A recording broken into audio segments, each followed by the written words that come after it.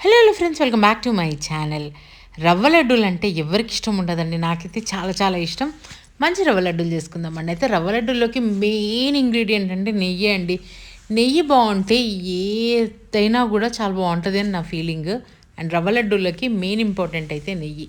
అయితే నేనైతే వేదికో వల్ల A2 గిరికవ్ గీ తీసుకున్నాను. ఇది ప్రమోషనల్ వీడియో కాదు, జస్ట్ నాకు నచ్చింది అందుకే చెప్తున్నాను అనమాట. సో 1 కప్ రవ్వకి 1/2 కప్ నెయ్యి వేసుకుంటున్నానండి. మంచిగా గోలించుకుందామండి నిమ్మలంగా. ఒక 3 మినిట్స్ మంచి లో ఫ్లేమ్లో పెట్టుకొని గోలించుకోండి. హై ఫ్లేమ్లో పెట్టుకుంటే మాత్రం ఇమీడియట్గా మాడిపోతుంది అనమాట. సో ఇది మంచిగా నిమ్మలంగా గోలించుకుంటున్న టైంలోనే మీకు కావాలి అనుకుంటే కొంచెం డ్రై కోకోనట్ వేసుకుంటే చాలా టేస్ట్ వస్తుంది అనమాట. మంచిగా తురిమిన ఒక పౌడర్ ఒక 1 or 2 టీ స్పూన్స్ తింటూ ఉంటే భలే అనిపిస్తుంది.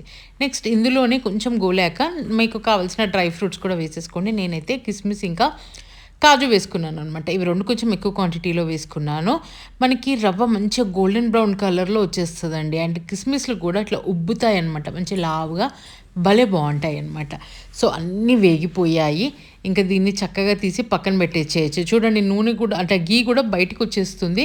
సో ఇంకా గోలిపోయిందనమాట. ఇంకా స్టవ్ ఆఫ్ చేసేసుకొని 1 కప్కి 1 కప్ షుగర్ పౌడర్ యాడ్ చేసుకుంటున్నాను. అయితే షుగర్ పౌడర్ గ్రైండ్ చేసుకునేటప్పుడే ఇందులో ఇలాచీస్ వేసుకొని గ్రైండ్ చేసుకున్నాను.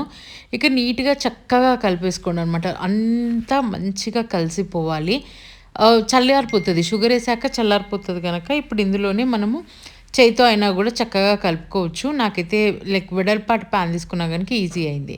నెక్స్ట్ ఒక్క 1/2 కప్ పాలు వేసేసుకొని మంచిగా లడ్డూల్లాగా చుట్టేసుకోండి. అంతే అండి, రవ్వ లడ్డు అనేది రెడీ అయిపోతుంది. చాలా ఈజీగా, టేస్టీగా, యమ్మీగా ఉంటుంది అనమాట. అండ్ ఒక 20 మినిట్స్లో రెడీ అయిపోయే స్వీట్ ఇది.